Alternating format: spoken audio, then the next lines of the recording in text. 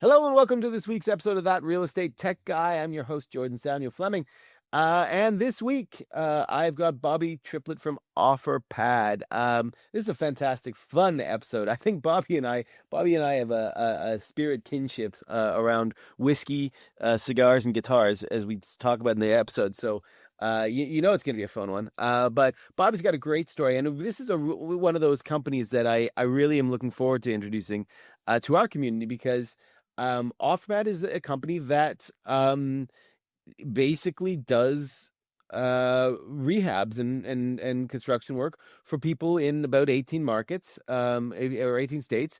And they, nowadays, one of the things Bobby and I talk about is nowadays as people are having to change up some of their strategies with the market changing, the idea of buying in new locations is even more powerful. Finding those locations that fit exactly what you want. But how do buying a property is easy at remote. Selling it is relatively easy remotely. But as Bobby would say, swinging hammers, getting the work done remotely, that's hard because if you don't have trusted people, how do you find the right contracts, et cetera? And Offpad is exactly set up to give you a one-stop shop to be able to do that. And they've got the pedigree. And as Bobby really dives into how he built the leadership structure inside of his teams as he expanded the processes, the systems, the way of building this business that they can do, hundreds and hundreds of jobs a month in, dozens of states and places, and keep that consistency and keep that quality, do it better, faster, cheaper. I wouldn't say better, faster, cheaper, but certainly faster and better.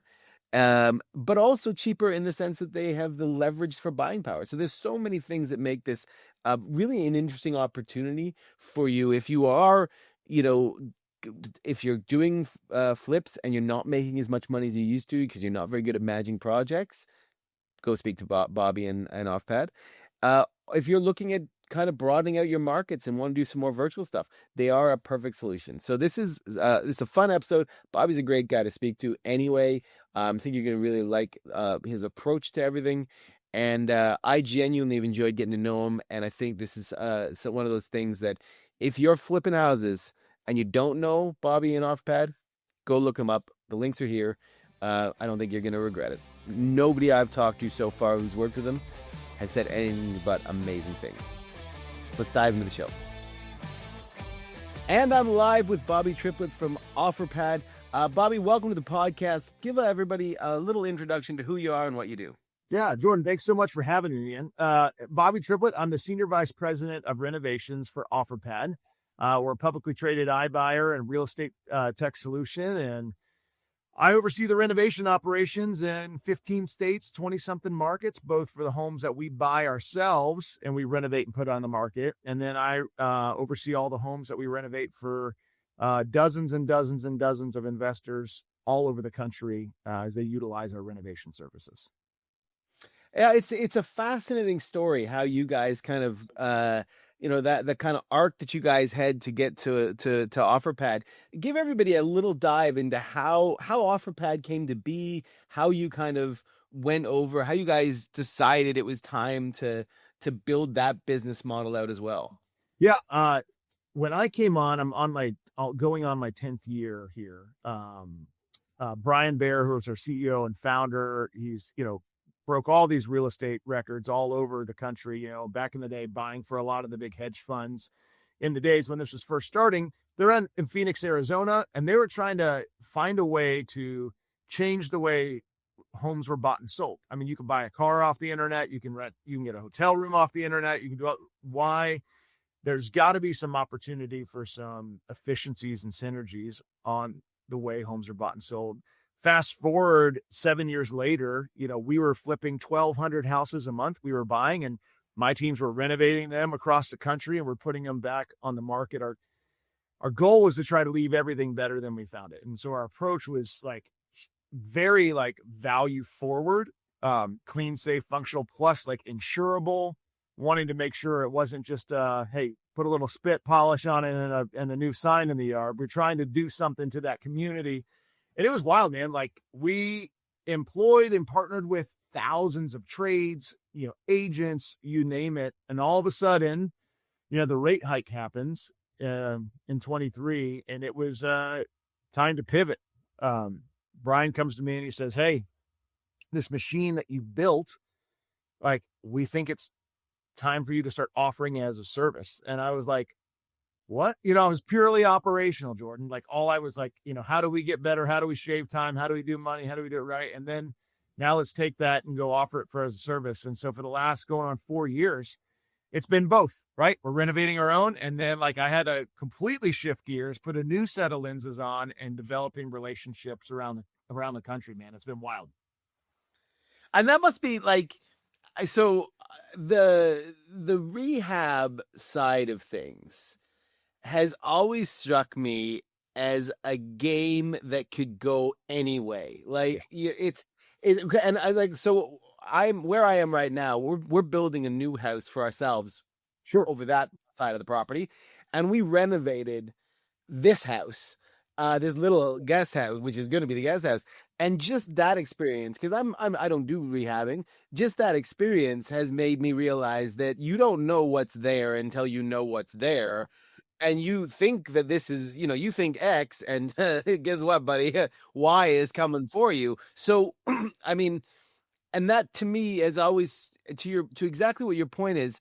I'd imagine that in the rehab world, you've got people who do a good job Sure. and you've got cowboys. Yep. So, I guess when you guys, because your roots were doing it for yourselves, and so which meant that you kind of had to stand behind everything in a, Yes, sir. in a big way. It's your company's name, it's Brian's name, it's your name. How did that kind of inform, the machine you built? Yeah. Well, I mean, first off, we learned a lot of ways not to do it. You know what I mean? And understanding, like, I could tell you how to lose money on a renovation just as much as I can tell you how to make money on a renovation. And it's, um, taking those lessons and finding out, like, honestly, what's the most important, like what drives us and what's going to move the needle. And, when I first started, I was just running Tampa, and over the years, I took over every market and helped open every market. And a big thing to me because of this, because no two homes are like in one region, and then they're definitely not like the other houses in the other regions, right?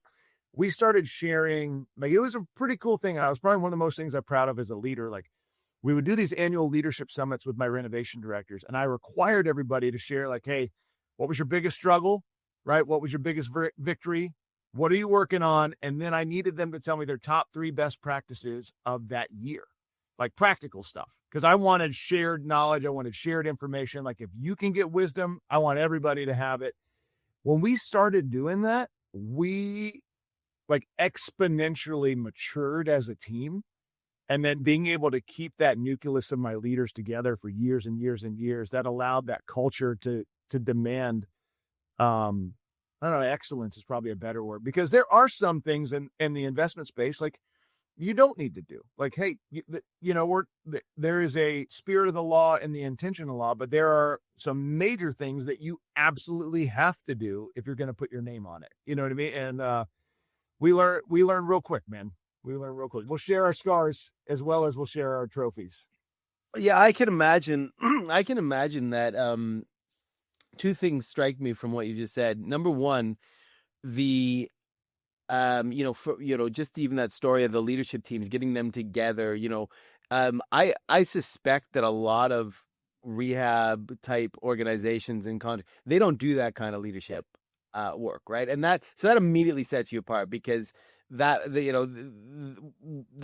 brings buy-in and accountability in a way that you can't really match in any other way. So that Sure. alone is a fascinating thing. But also, the fact that or let me ask you, scaling something to multiple regions, multiple teams, multiple leadership teams is hard. Sure. It's super Totally. hard. Almost anyone cannot fuck up one office, like, right? But Yeah.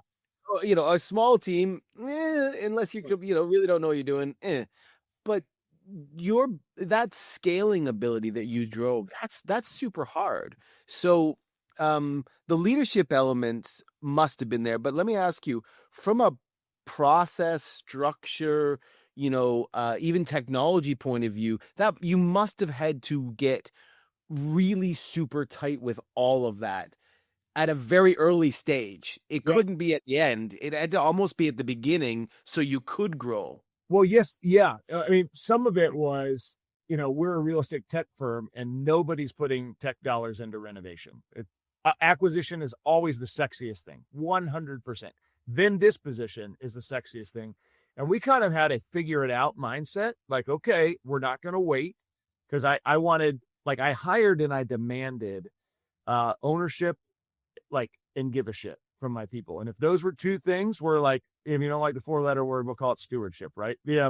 But those two aspects of, like, who a human is as a leader, like from a PM all the way up and all the way down to like some guys swinging a hammer, like, if you embody that, we're going to go far. So in that, we started,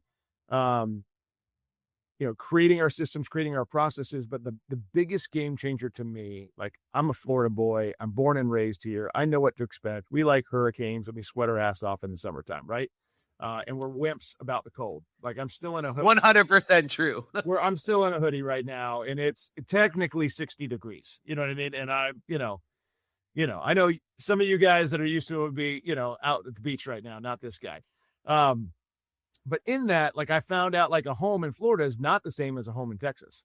It's not the same as a home in Arizona. It's not the same as a home in Minneapolis. Like, all over the different regions, Midwest, Southeast, high debt, like Denver, like, so I had to go find every market that we would open up, man. Like, it was a big deal to me to find, like, that director who understood that market, who's renovated in that market, and then we go build a team around him or her. You know what I mean? And because I'll never forget when we first started, our headquarters is in Phoenix, Arizona. And my boss at the time, like, had renovated 1 million houses in Phoenix and thought you could do the same thing in Florida that you can do in there. I'm like, man, we got this thing called rain. Like, you know what I mean? We've got subtropical climate.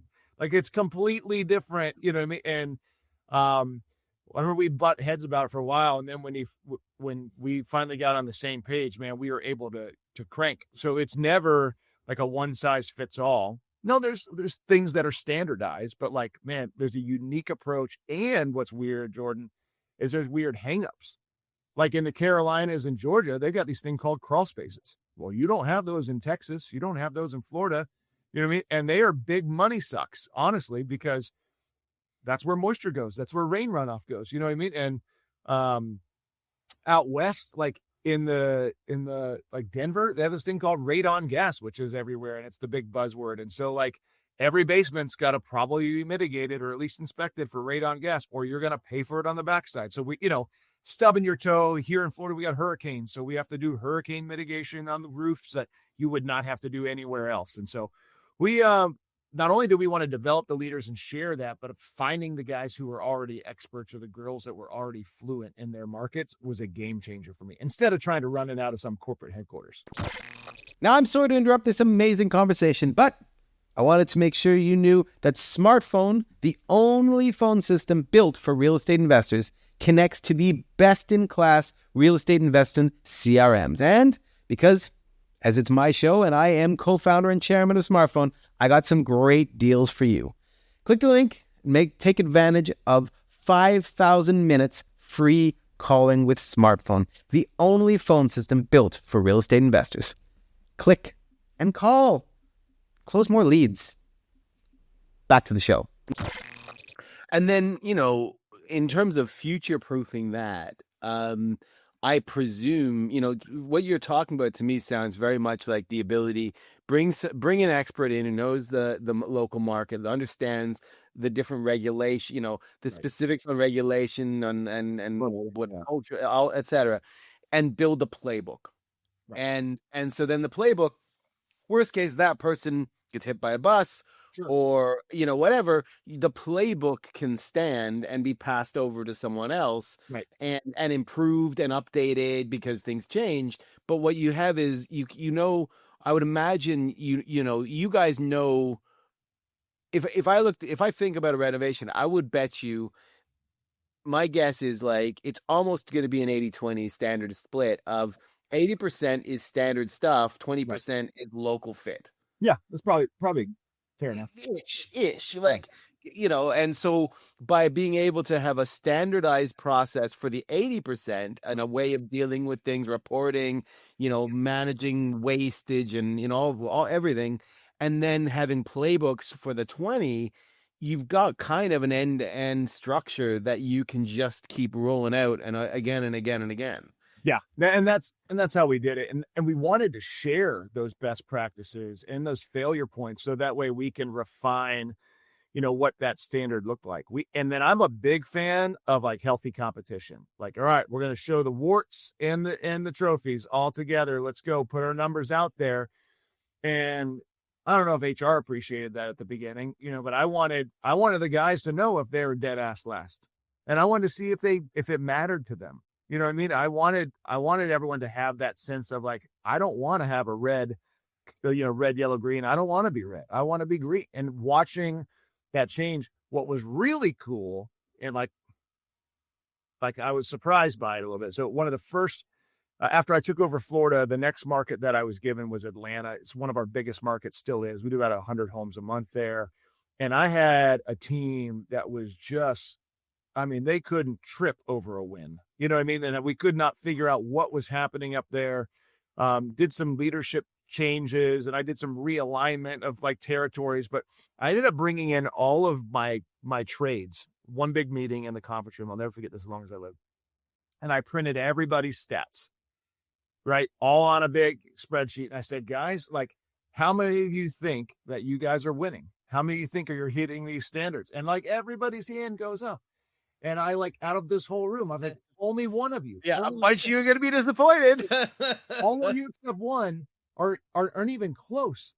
And I'm the new sheriff in town. And I wasn't doing it like a jerk. And I wasn't just like, but I wanted to be transparent, guys. Like, if we're going to win together, we're spending millions and millions and millions of dollars a month here in Atlanta. And if you want a piece of that, I need you to understand what a win looks like for me and those who can get on board. And I don't just mean do it cheaper. That's not the case. I mean, like, how we communicate, when you show up, are you of integrity, a man and woman of your word? Like when you said you're going to be there, you're going to actually be there. Like, and then the way they communicated with my field team, once I laid that out, it was wild, man. I had people calling me and apologizing. I had people calling like, you'll never see me on a red ever again. I had some people just pissed off. Well, that's the last time I'll swing hammers for you. Like, all right, good. Well, you made my decision easy. You know what I mean? It was interesting, man. Like coming in and just having some form of accountability, as we're helping out and partnering with like a lot of private investors or mid-size investors, both on the flip side and on the rental side, there's not a whole lot of reporting or KPIs or even understanding what the right KPIs for them would be to grade whether or not this job is going the way it's supposed to or not. And that part's been fun, getting to share some of that, you know what I mean? And being able to help leave them better than I found them. And they didn't have to go spend millions of dollars doing it the wrong way like I did. So, well, and I mean, I love that approach as well. That A players want to win, right?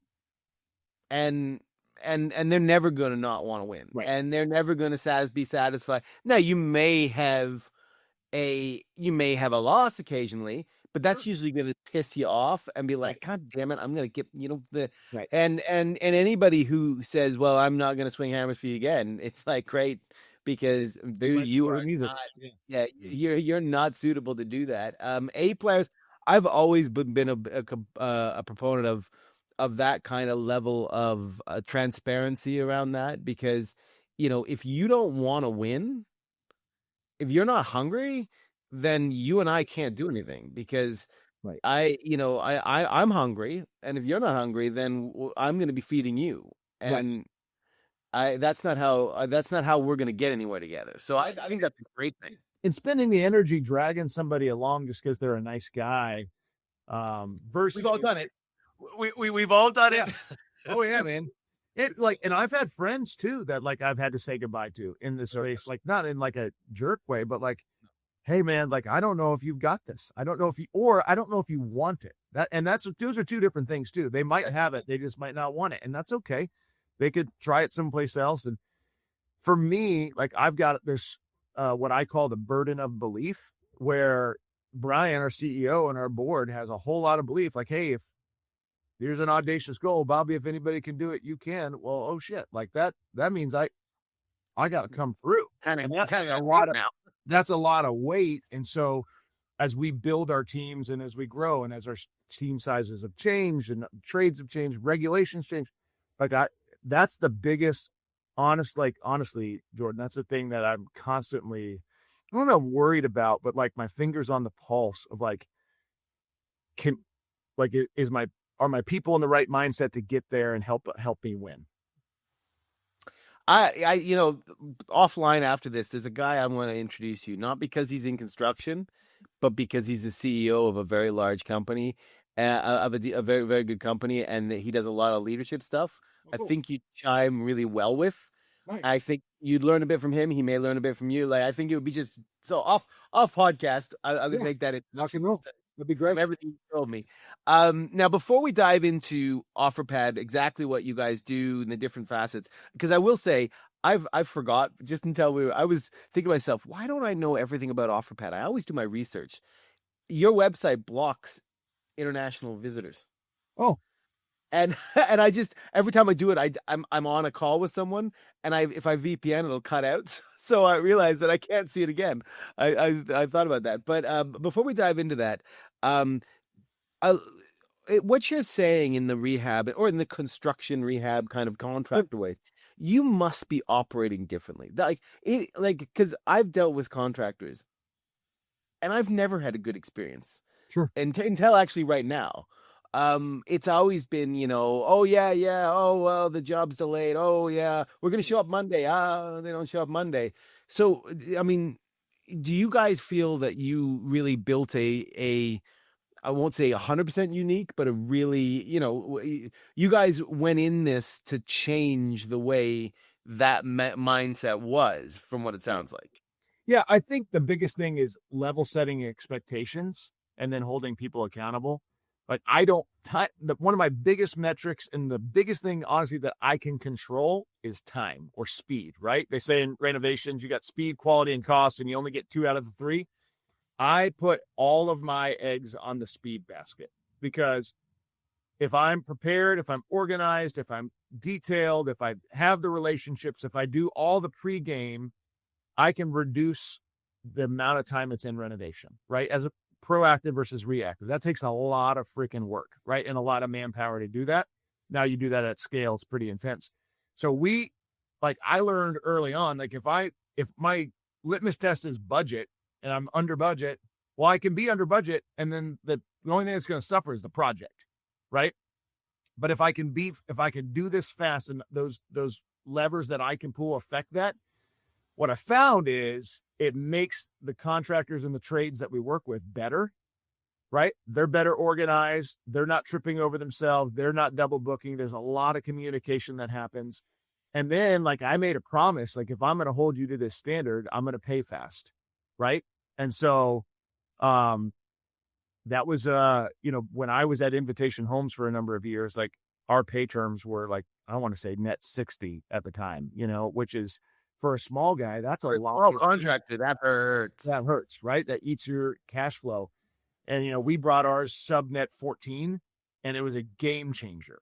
Like, hey, they can, they've got to make money. I've got to save money, right? And then, but if I could pay them fast, man, that feels better. Like, they're not worried about when it's coming. And that makes them want to do my job first. Well, I was gonna say, and they're lining up now to do your jobs, because, like, if I do this properly, I'm gonna get paid immediately. Right. I don't have to chase. I don't have to, and particularly for a small contractor, a smaller one, two late invoices could derail you. like it could shut the company. Yeah.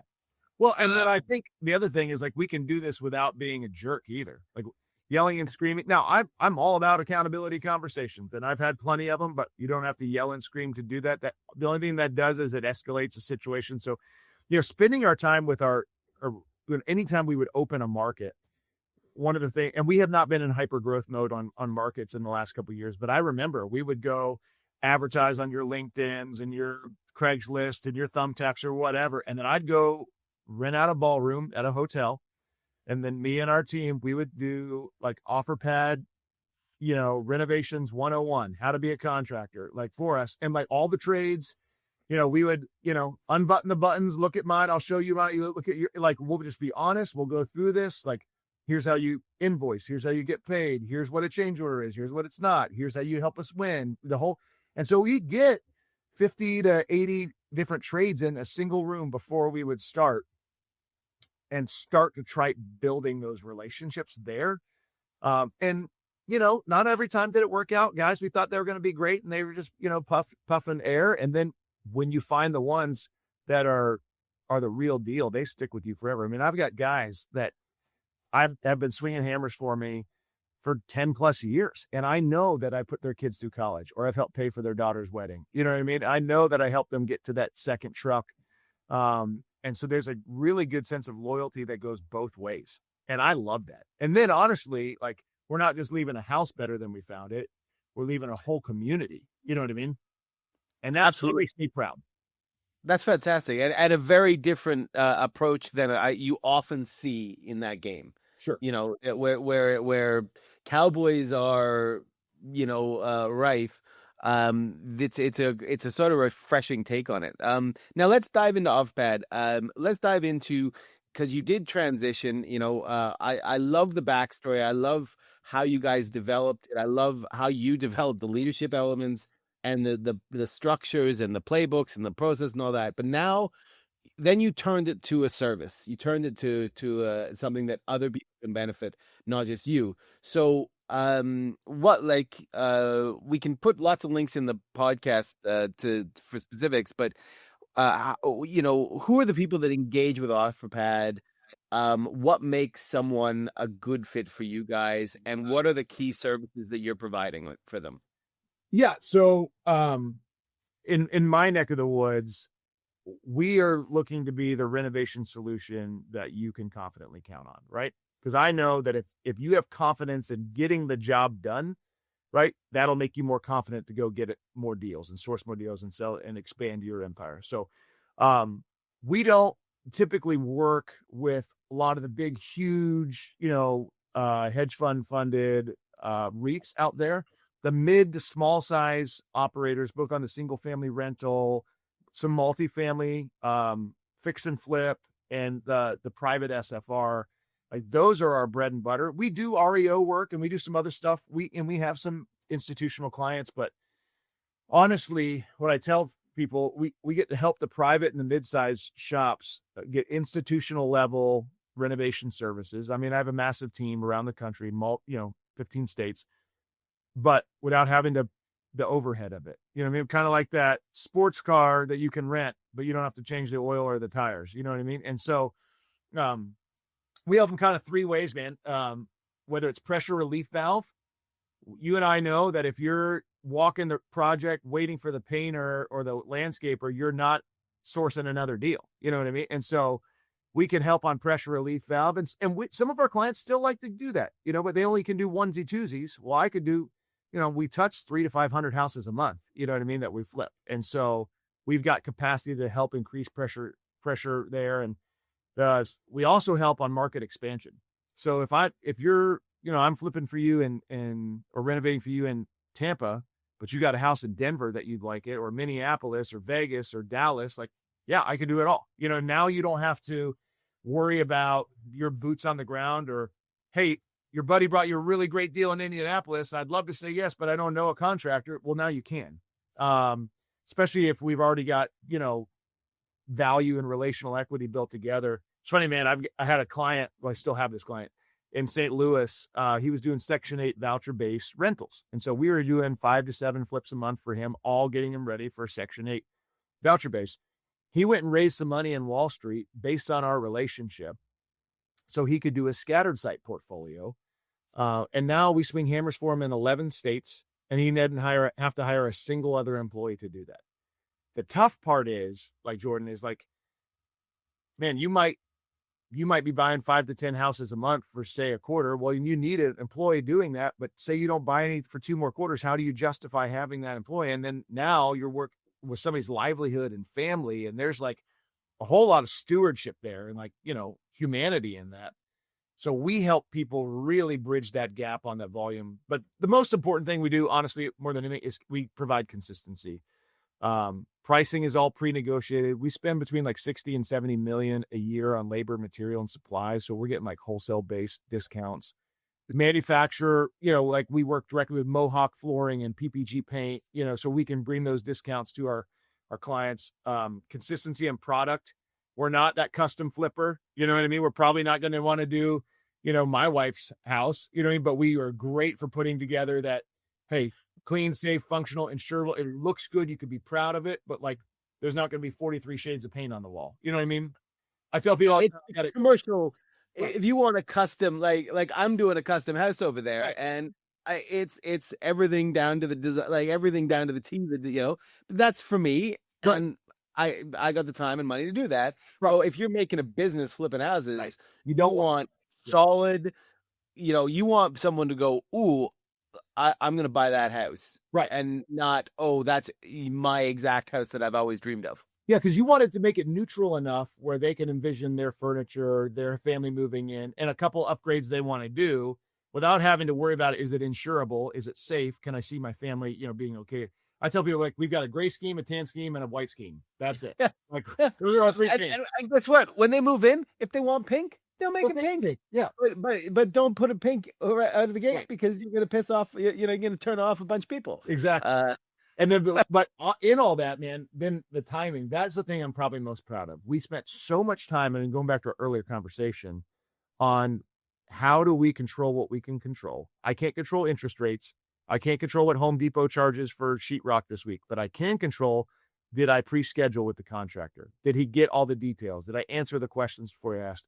And so what we are able to do on speed, I'm so proud of. Like, I got 10 years of data to prove how consistent we are. And it's one of those where for every, I call it DPT, or days per thousand spend. Like, for every $1,000 in approved budget, I've got a day or less to get it done. So if it's a $30,000 job, I'll get it back to you in 30 days or less. $45,000 job, 45 days or less. The only kind of caveats is if you bought a house that was code violated or red tagged and we've got to jump the hoops, that's a whole different mess. Or you're in a very municipality heavy handed city that takes a lot of extra inspections, that can skew it a little bit. But for the 90% of the properties we touch, like, we stand by and we show consistency on the DPT, and we're proud of that. Because you think about this, man, like, I was just talking to somebody today. If your holding costs, just for round numbers, might be $100 a day, right? That's your debt facilities, your HOA, your utilities. Yeah. Right. Now you think about the non-calculated, which are the risks. What happens when storms come, squatters, vandalism, right? If I can reduce the amount of time that's it's in reno so it gets to market, I can take like a mid-level win and maybe turn it into something worth talking about. Or I can take a loser and make it break even if I can just get it done faster. And why I'm excited particularly to introduce you to the smartphone community, which we'll be doing, is, the market. I just talked about this with a couple people on the podcast, that, the market we had for years was very forgiving. Sure. And right. And if you're doing some, flips, you're doing some fix and flips, and you got your numbers wrong, or you had to, whatever, the market kind of forgave everything, because the money, okay, you wouldn't make as much, but you could make mistake after mistake almost. Sure. And kind of be like, yeah, well, it's going to wash out. Right. That's not true anymore. No. And that's one of the reasons why I think this is really exciting, because number one, the current market means people, what always worked isn't necessarily working anymore, and you have to broaden your viewpoint, whether that's in changing exit strategies, like I used to do lots of short-term rentals and now I'm doing something else, or I used to do wholesaling and now I'm doing fix, or now whatever. But also possibly, the internet and all the capabilities we all have has opened up virtual investing. There's no reason why you can't you can't search out markets that fit your kind of mentality. Except if you're fixing flipping, it brings with it a whole challenge of how do I execute that? Right. And because buying at a distance, super easy. Selling at a distance, super easy. Rehabbing at a distance, ouch. And this is why I love being able to bring you guys into our community, because I think people are looking for new, they're looking for new exit strategies. They're looking for new ways, and you guys offer an opportunity for people to broaden the where they can work, because they know they can have a consistent partner that can execute. So once you do one with you, I'd imagine then the appetite to go, oh, well, now I can buy those 3 properties, because I can just go, Bobby, there you go, guys, you guys deal with it, and let's make some money. Yeah. And that's my goal, right? That's my 100% my goal, is like when I talked about earlier, like, how do I increase confidence, right? How do I increase, like, I want you to be confident in me, because if you are, then you're going to be confident to go do exactly what you just said. And like we just finished a project for one of the other guys in family, was super proud of, and he was singing our praises to somebody else, and man, I was so grateful for that recommendation. But that's the win for me. If I can get you to feel confident like in this, and the proof is in the pudding, then sky's the limit for us. Fantastic. Well, listen, man, it was an absolute joy to have you on the podcast. I'm grateful. One of the many things I'm grateful for with family that we're both connected with is the people who I've known about your name for a while, CG circles, etc., but never met until recently. We've never really talked. But it's the widening circle I've developed of really good people who can stand behind what they do, and are I have yet to meet a cowboy in family, right? Like, everybody's solid. And it means that it's an immediate, oh yeah, of course I'm gonna introduce him to my community, because I know I can trust it, and I can't wait to introduce you. Well, man, thank you so much for having me. Like, I was honored when Matt connected us. Like, I was like, I don't know why we hadn't met before, but I'm super glad that we did. And from one fellow guitar player, cigar smoker, and Scotch appreciator, I'll be excited to break some bread or have a great time in person here coming up soon. Yeah, I was gonna say that's a podcast in itself. Whiskey, cigars, and guitars. I mean, count me in. Hey, there you go, cigars and guitars with Jordan and Bobby. Let's do it. All right, Bobby. Thanks so much, everybody. Please do. I'm gonna put all the links in the details, the podcast details. Please do make sure you hit up Offerpad and Bobby. And of course, if you are a smartphone community, we're going to be bringing Offerpad into the community very soon, so you guys can hear a lot more and get direct access. So thanks everybody for listening, and Bobby, have a great day. Thanks, brother. Appreciate it, man. Thanks for listening to another amazing episode of That Real Estate Tech Guy. Head over to thatrealestatetechguy.com to check out all episodes and get special discounts on tons of awesome real estate technology platforms.